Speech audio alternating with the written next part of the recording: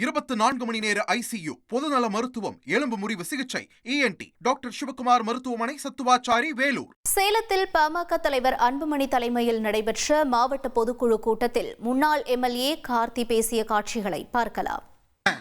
நாம் ஒவ்வொரு பொறுப்பாளருடைய மன நிலைமை என்ன, நம்முடைய தலைவர் நிலைமை என்ன, இதுக்கெல்லாம் யார் காரணம்? ஒரு 5 பேர் இருக்கிறாங்க ஒரு தலைமையில, ஒரே ஒரு தலைமையில ஐயா சுத்தி ஒரு 6-7 பேர் இருக்கிறாங்க. தயவு செய்து உங்களை கேட்டுக்கிறேன், நீங்க எந்த பொறுப்பு வேணா நாளைக்கு வாங்கிக்கங்க. சட்டமன்ற உறுப்பினருங்க, நாடாளுமன்ற உறுப்பினருங்க, கட்சியில என்ன பொறுப்பு வேணா வாங்கிக்கங்க. ஆனா ஐயா அவர்கள் தொலைக்காட்சி மூலியமாக நம்ம பேசுறப்ப பார்த்தோம், எனக்கு ரத்த கொதிப்பு இருக்குது, பிபி இருக்குது, பைபாஸ் சிகிச்சை பண்ணி இருக்கிறோம், என்னோட உடல்நிலை சரியில்லைன்னு சொல்றாரு. அது கேட்கறப்ப உண்மையாலுமே மன வேதனை அடைகிறது. ஐயாவை நிம்மதியா தூங்க மாட்டேங்கிறாங்க.